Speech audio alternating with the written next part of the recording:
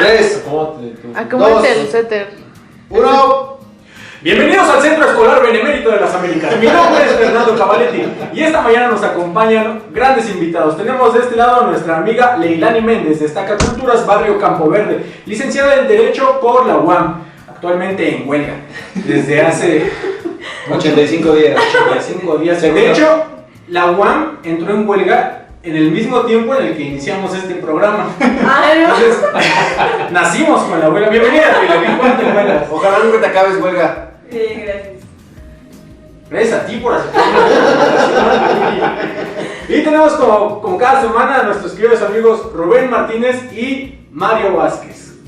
Ya se quedaron aquí. Sí, ya No sé cómo sacarlos, por favor, ayúdenme. Y bueno, amigos, la clase de esta semana es Yo soy el buen pastor, que cubre de Juan 7 al 10, del 29 de abril al 5 de mayo. En estos capítulos vamos a ver una lucha constante entre los fariseos y Jesús acerca de la divinidad precisamente de Jesucristo. Divinidad que ellos pues no querían de alguna manera aceptar. Él en repetidas ocasiones ya les había comentado que Él era el Cristo, el Salvador, pero ellos no se veían muy convencidos acerca de esto e incluso lo acusaron de esto para matarle. Entonces, leyendo el versículo 33 dice: Y Jesús dijo, aún estaré con vosotros un poco de tiempo, e iré al que me envió.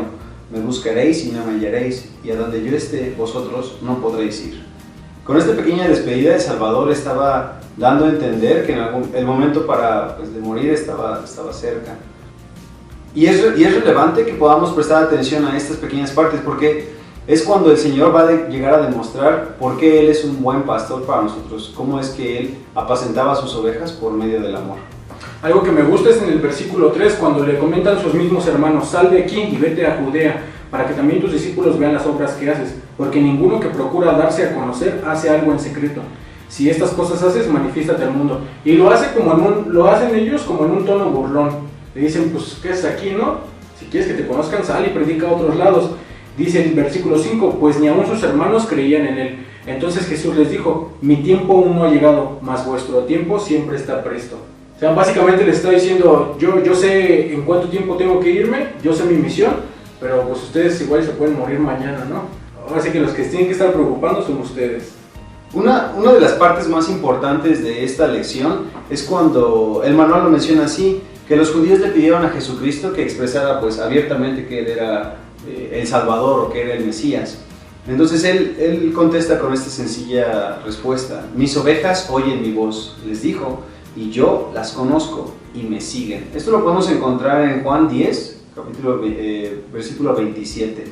Pero para poder empezar con esta clase, pues vamos a pedirle a Leilani que nos ayude. Leilani, piensa, ¿cómo es que las personas pueden llegar a conocer por ellas mismas?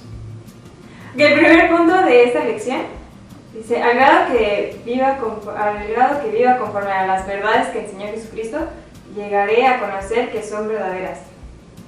Y bueno, aquí nos cita el versículo 15 y nos dice que se maravillaban las personas como de lo que podría lograr Jesucristo, porque él realmente como educación secular pues no tenía tanto, o bueno, no consideraban que fuera un erudito o estuviera instruido en la ciencia de los hombres.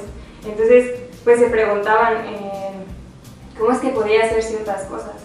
Y una de las preguntas que vienen también en la lección, que me gusta, dice, ¿cómo puedo llegar a saber que la doctrina que enseñó Jesús es verdadera? Entonces, a mí me gusta porque, bueno, yo nací dentro del convenio y pues desde chiquita me enseñaron como pues cosas de la vida de Jesucristo y qué era lo que pues tenía que hacer, que sus mandamientos, pero no fue sino hasta pues después, como en una edad un poquito avanzada, que yo pude entender por mí que realmente como Jesucristo vino y lo que enseñó pues son verdades que nos van a llevar otra vez como a Él, que es a donde pertenecemos. Y la pregunta de cómo lo puedo llegar a saber, en este caso cómo yo lo supe, fue pues haciendo una oración. Y después de eso no se quedó ahí, sino que tenía que poner en práctica las cosas que Él me había pedido o que Él pide en las Escrituras. O sea, no es como que lo sepamos solamente porque lo vemos en la iglesia o algo así, sino que como nosotros lo vivamos, entonces vamos a poder sentir en nuestro corazón que es cierto, no es algo que solo sepamos. Sí, es que dirán. En esta conversación con Cristo y en una conversación siguiente con un hombre ciego, ellos mencionan que cómo es posible, ¿no? Que el hijo de un carpintero y que alguien que ni siquiera era de un fariseo pudiera enseñarles a ellos. Y yo creo que en la parte en la que mencionabas, eso es lo bonito del Evangelio, que cualquiera que pueda estudiarlo y vivir de acuerdo con los mandamientos de Dios puede enseñarlo. O sea, es apto para enseñarlo, no necesita ser como un gran profesionista o un doctor de la ley para poder enseñar el Evangelio.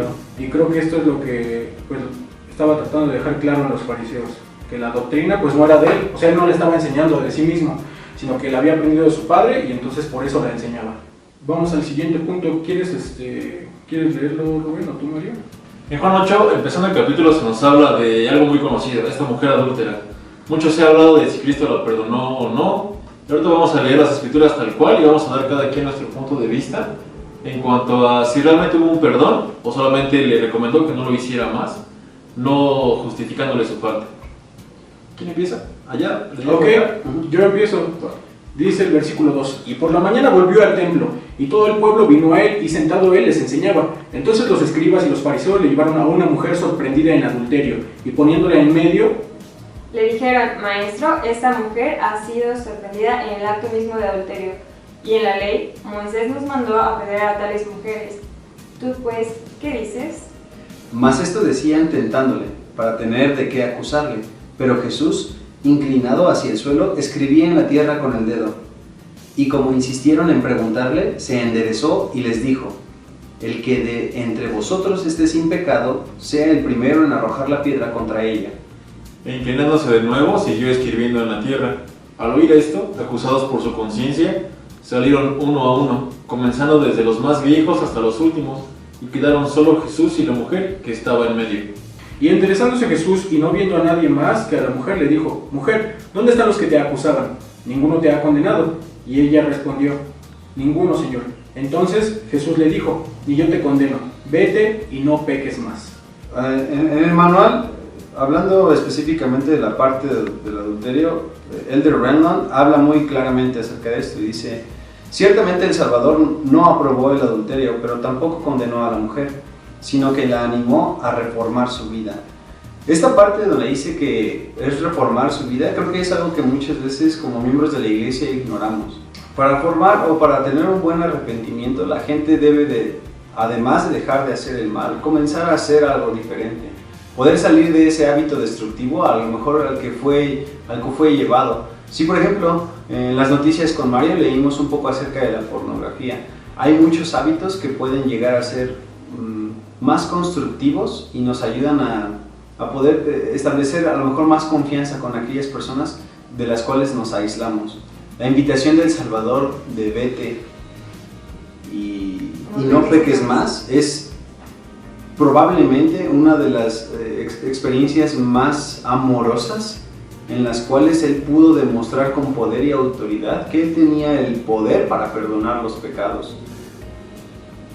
Creo que a todos nos invita a que nos vayamos y no pequemos más, a que podamos seguir progresando, no a que lo superemos, sino a que sigamos adelante, a que progresemos y evitemos caer en las mismas situaciones. Sí es. Algo que me gusta mucho es, ellos ya traían las piedras para matarle y dice: Moisés mandó a apedrear a tales mujeres, ¿tú qué dices?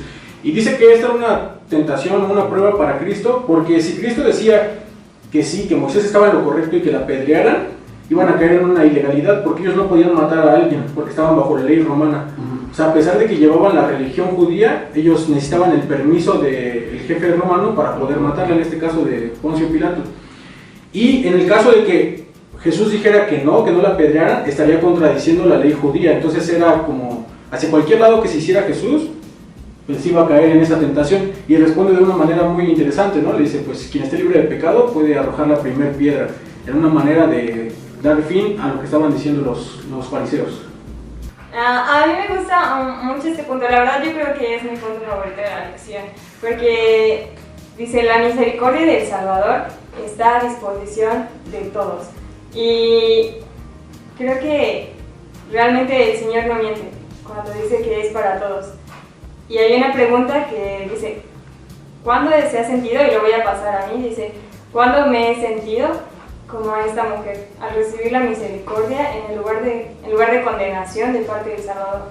Y me pongo a pensar en todos los momentos que he tenido en mi vida en donde pude sentir esa misericordia, en donde pude sentir el amor de Jesucristo y que esa acción que tal vez no había hecho correctamente o todas las veces que me equivoqué, como Él me mira con amor y me invita solamente a dejar de hacerlo.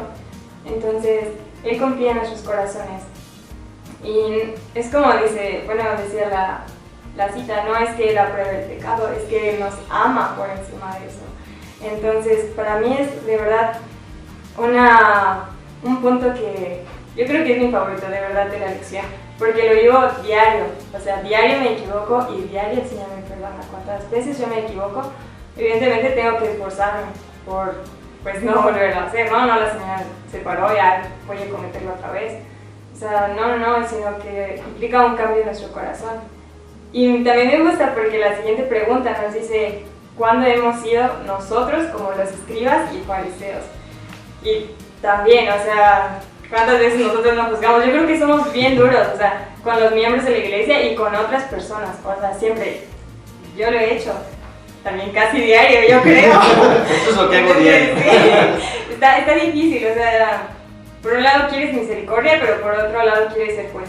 Y es algo que me ha costado mucho trabajo entender, que nosotros no somos jueces de nadie, sino que tenemos que tener el mismo amor que esperamos, la misma misericordia. Sí, algo que he aprendido últimamente y que me he dado cuenta es que, como dice esa escritura que viene en el libro de Mormón, que si nosotros actuamos con misericordia, pues recibiremos misericordia, pero si nosotros actuamos con justicia, pues la justicia será quien nos reclame a nosotros. Y esa es una parte importante, como menciona Leilani, sobre los miembros de la iglesia. Tendemos mucho a creer que porque sabemos la verdad o porque tenemos el evangelio correcto o el evangelio restaurado, el mismo evangelio que Jesucristo enseñó, somos aptos para poder dar una condena sobre las personas que están alrededor del mundo y que no comparten nuestras mismas creencias, o incluso aquellos que comparten nuestras mismas creencias pero tienen o cometen un error. ¿Sabes qué? Bueno, ahorita que estoy diciendo eso, hay un buen de miembros que utilizan el término planchar, y ese término de verdad, bueno, a mí me choca y la detesto, y lo aprendí en el instituto, que, o sea, el evangelio no sirve para planchar a nadie, o sea, es una palabra que ni siquiera deberíamos utilizar.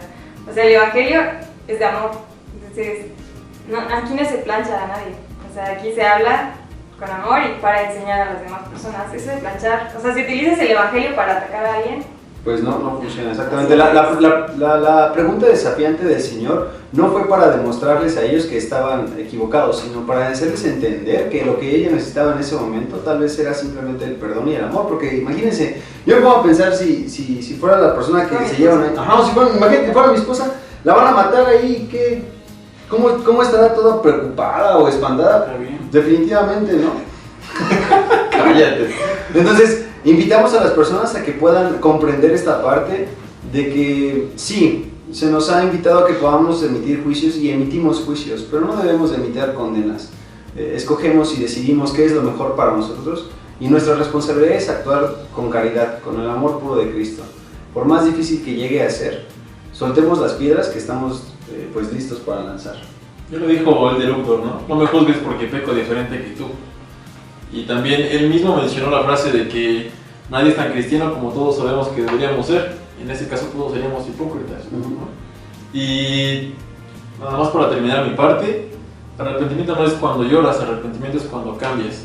Si no hay un cambio en tu corazón, en tu actitud, realmente de nada te sirve que estés pidiendo perdón todos los días y haces lo mismo todos los días. Hasta que cambies no vas a obtener el perdón y te vas a librar de esas piedras que cargas en tu conciencia y por atacar a las demás personas. Y es algo importante recordar que la ley nos fue dada no para que emitamos juicios, sino para poder vivirla. Entonces, no ponernos en el lugar de Cristo para ser jueces, pero sí ponernos en este lugar de Cristo para qué tanto debemos perdonar. Dice, ¿qué aprende acerca del perdón del Salvador al leer estos versículos? Y justamente estaba pensando en eso, ¿no? ¿Hasta dónde nos es lícito perdonar? Pues dice que 70 veces 7, o sea, no hay límite para el perdón, pero el estar perdonando no significa que vamos a seguir en la misma situación. Como decía Lender Holland, no vamos a estar en una relación tóxica pues nada más porque ya le perdonamos, ¿no? Debe haber un perdón, pero debe haber una conciencia de hasta dónde están los límites y qué tanto vamos a permitir. ¿Qué piensas de eso, Mercado? Pues yo creo que tenemos que ser como más conscientes de que no se nos está pidiendo como juzgar a los demás, más bien amarlos y ser comprensivos y ayudarles a mejorar. Vamos a leer Juan 8 del 58 al 59. ¿Y pueden leerlo, por favor? Dice, Jesús les dijo, de cierto os digo, antes que Abraham fuese, yo soy. Tomaron entonces piedras para arrojárselas, pero Jesús se escondió y salió del templo, y atravesando por en medio de ellos, se fue. Estaban teniendo una discusión Jesús y los fariseos acerca de cómo debían vivirse los mandamientos. E incluso en una ocasión él dice, nosotros somos hijos de Abraham y nunca hemos sido esclavos, cosa que pues era mentira. Los judíos llevaban siendo esclavos por cientos de años, por los helénicos, por los romanos y anteriormente por los persas. Entonces empiezan a discutir con Jesús. Me imagino que la discusión pues ya era acalorada para que ellos empezaran a decir ya casi cualquier cosa que salía de ellos. Y en una ocasión le dice, bueno, yo hago las obras que me dio mi padre, pero ustedes hacen las obras que hace su padre, porque su padre es el diablo. Entonces ya vemos pues a un Jesús, pues es el tercer año de su ministerio y ya está un poquito más fastidiado de los fariseos. Ya no es lo mismo cuando les enseñaba y trataba de convertirlos. Esa tolerancia de la que habíamos hablado, ¿no? Como que había puesto ya el límite de hasta dónde les permitía seguir comentando cosas. Y él, algo que también me llama la atención en el último versículo que leíste, es que atravesando por el medio de ellos se fue y se escondía para que no le mataran. Y me pone a pensar en esta ocasión en la que Pedro niega al Salvador. Lo negó porque era necesario preservar su vida. Él ya había visto en ocasiones al maestro esconderse por su vida y pues fue lo mismo que hizo, le negó de palabra para poder salvarse. Bueno, ya será un punto que tocaremos después, y dice aquí en el ven, sígueme. Yo soy, es como Jehová se identificó a sí mismo ante Moisés, tal como se registra en Éxodo 3:14. Así que cuando Jesús dijo yo soy, él estaba identificándose a sí mismo como Jehová, el Dios del Antiguo Testamento. Los judíos consideraron esto como una blasfemia y bajo la ley mosaica debían castigarle con la muerte por apedreamiento. Y pues es eso, ¿no? O sea, ellos no podían tolerar que alguien como Jesús les enseñara y que además les dijera que él era incluso mayor que su padre Abraham. Claro. Ok, amigos, en el capítulo 9 de Juan tenemos la historia de cómo Jesús sana a un hombre ciego. Dice en el versículo 6, dicho esto, escupió en tierra e hizo lodo con la saliva y untó con el lodo los ojos del ciego. Y le dijo, ve, lávate en el estanque de Siloé, que significa enviado. Entonces fue y se lavó y cuando regresó ya veía. Entonces los vecinos que antes le habían visto que era ciego decían, ¿no es este el que se sentaba y mendigaba? Y amigos, en el versículo 2, los discípulos le preguntan, Rabí, ¿quién pecó, este o sus padres para que haya nacido ciego? ¿Qué nos enseña eso, Rubén? Bueno, pues el Salvador responde algo sencillo, dice, ni este pecó ni sus padres, sino que fue para que las obras de Dios se manifestasen en él. Muchas veces consideramos que algún defecto que lleguemos a tener llega a ser como un castigo de Dios y no es así. Más adelante veremos y explicaremos poco a poco cada uno de nosotros que el Señor pone este tipo de pruebas o de situaciones para que Él pueda mostrar el por qué es necesario que desarrollemos fe en Él.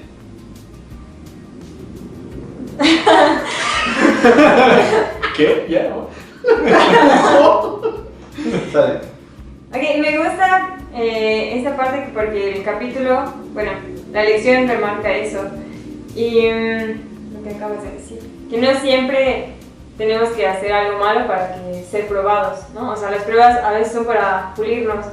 Me gusta porque a veces nosotros creemos que si pues, hacemos cosas buenas solamente nos va a ir bien. Solamente, o además hasta nos preguntamos como, ay, ¿por qué a él le va bien si no está haciendo como cosas correctas o algo así? Pero realmente creo que el Señor nos bendice a todos y nos prueba a todos también. Y no sé, me recuerda a una cita de Gilbert Holland precisamente que dice que algunas bendiciones las vamos a probar ahorita, otras más adelante y otras solamente hasta la segunda venida. Bueno, hasta la segunda venida. Entonces, no sé, por ejemplo, hablando de cosas como la salud, entonces podemos luchar con una enfermedad que, pues no sé, por toda esta vida, y no es porque hayamos hecho algo que esté mal, sino porque el Señor quiere pues mostrar su gracia a través de nosotros. Entonces, creo que nuestro Padre Celestial nos ama demasiado y que las pruebas realmente son para poder manifestar su amor. Y si nosotros vemos como las pruebas como una bendición, una oportunidad de crecer, entonces estamos ganando. El ciego pues no se quejó, no fue y le dijo, oye, ¿por qué no me diste vista? No, como realmente le pidió como algo, ¿no? O sea, el que pudiera manifestar su amor. Bueno, él solo lo hizo, ¿no? Fue esa oportunidad para dar testimonio del sacerdocio, para dar testimonio que él era el Hijo de Dios, que él podía obrar milagros. Entonces, en lugar de quejarnos, como solamente esperar que esa prueba o esa aflicción, como pueda ser una bendición, una manera de obtener un testimonio. ¿Qué haces tú, Liliani, cuando te has esforzado y el Señor no parece recompensar como debiera hacerlo? Me pasa bien seguido, yo creo que me desespero mucho y pienso como a ver si estoy haciendo cosas buenas, estoy cumpliendo con mi llamamiento, hago esto, porque no me va bien. Incluso llego a cuestionar las cosas, pero precisamente pienso en eso, como hay varios discursos en los que el Señor no siempre dice no, sino es espera un poco más. Y es como decía, tal vez no ahora, tal vez no después, pero vendrá algo bueno. Entonces Él sabe qué necesito yo, o sea, Él me conoce, Él te conoce, Él conoce a cada uno de sus hijos. Entonces trato de recordar que es espera y disfruta lo que tienes. A medida que pasa el tiempo, ¿pides por paciencia para poder hacerlo? ¿O la verdad solamente tratas de pasarlo poco a poco? Sí, la verdad es algo que he tratado de hacer, pedir por paciencia, porque a veces solamente, o sea, la paciencia no es nada más como esperar, sentarte y esperar como a que lleguen las cosas, porque en lo que tú estás sentado y esperas así, pues obviamente vienen pensamientos de otras cosas, de otras como cosas, de de ocio y de quejas y de, no sé, infelicidad, sí, claro. ¿no? O sea, te quedas como a cuestionar todo lo demás, ¿no? Sí, Ajá, claro. y mientras no eres feliz. No, la paciencia es realmente de esperar la voluntad del Señor con ánimo. Okay. ¿Qué les dirías a las personas que están pasando por esa situación, que a lo mejor han estado ahí? ¿Qué te gustaría que ellos supieran? Por tu experiencia de todo lo que has vivido, ¿qué te gustaría que ellos supieran? Pues a mí me gustaría pues dar testimonio que siempre que nosotros podamos aceptar la voluntad de Jesucristo, de los planes que tiene para nosotros, realmente vamos a poder ser felices. Y que nosotros podamos entender como que Él nos conoce, que podamos entender que Él nos escucha también y que no es fácil. Evidentemente esperar no es fácil, pero Él nos escucha y Él ya pagó. Entonces Él sabe por lo que estamos pasando. Entonces cada vez que yo me siento desanimada y cada vez que cada uno de ustedes pueda sentirse así, pues hacer una oración y saber que Él está ahí, como escucha realmente. Hay una parte que me gusta, más adelante en el relato dice, así que volvieron a llamar al hombre que había sido ciego y le dijeron, da gloria a Dios, nosotros sabemos que ese hombre es pecador. Entonces él respondió, si es pecador no lo sé, una cosa sé, que habiendo yo sido ciego, ahora veo. Y yo creo que es una manera de contestar ante esta gente que siempre está hablando mal de los líderes, que siempre busca errores en los líderes. Siempre están pensando en si el presidente que está mal, si el obispo está mal, si el presidente de Quórum del está mal, si la presidenta de Sociedad de Socorro está mal. Y pues es eso, ¿no? Que hablábamos sobre el juicio. Yo no sé si sea pecador, pero lo que sí sé es las cosas buenas que se están haciendo. Entonces tener una actitud un poco más positiva hacia eso.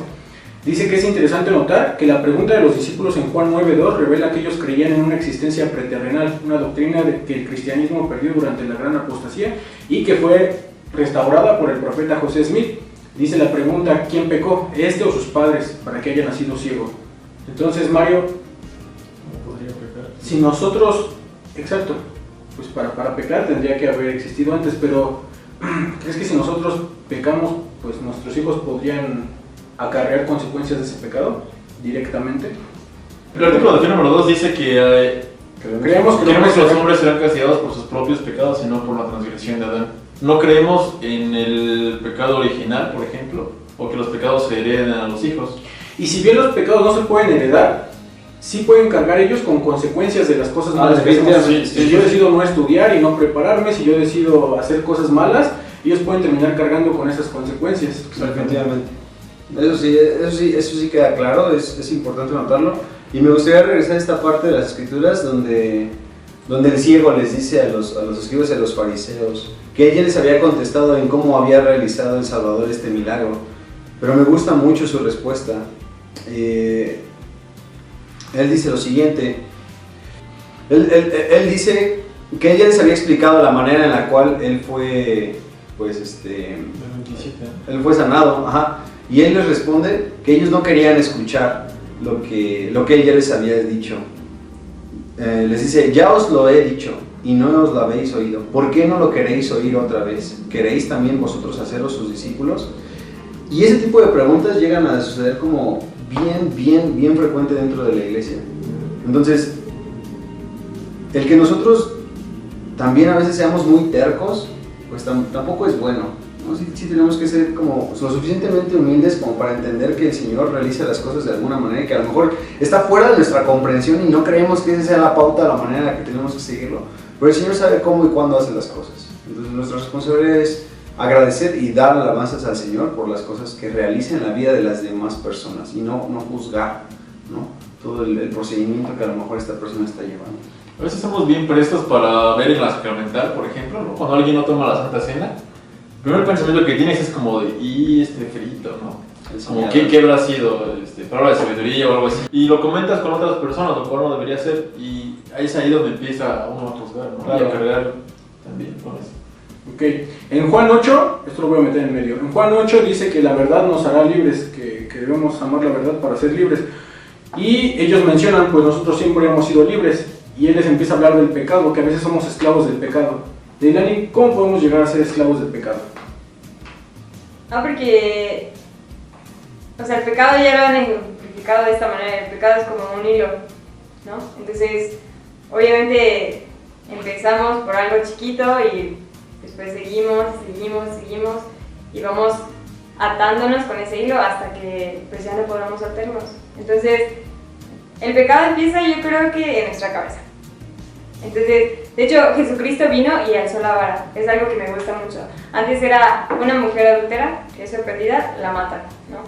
Pero él dijo, como alguien que ya esté codiciando. Exactamente, codiciando a la mujer. Por la vista. Ya pecó en su corazón. Exactamente, ya pecó. Entonces, nosotros pecamos ya desde nuestra cabeza y nuestro corazón. Entonces, es algo que me gusta mucho y creo que nosotros tenemos que cuidarnos de nuestros propios pensamientos, de las palabras, y eso se va haciendo más grande de lo que vemos. O sea, es muy importante que nosotros escuchemos, o sea, la fortaleza de la juventud lo dice, ¿no? Escuchemos, veamos y todo eso, porque todo lo que vemos, escuchamos, lo reproducimos. Entonces, y así vamos haciéndolo más grande. Amigos, muchísimas gracias por haber estado con nosotros en este programa de Ven, Sígueme. Por favor, estudien, no sé qué número sea. ¿12? ¿13? ¿12? 12, sí, porque con Kenny fue 11, entonces número 12. Muchísimas gracias por acompañarnos, esperemos que les haya gustado. Lean sus escrituras, por favor, amigos, para que no acaben como nosotros haciendo un programa ahí. Y gracias, les invitamos también a que se suscriban al canal. Va a aparecer el botón en la cabeza de Mario. Muchísimas gracias, Leilani, por habernos acompañado. Leilani, adiós, la siguiente semana. Rubén, muchísimas gracias. Hasta luego.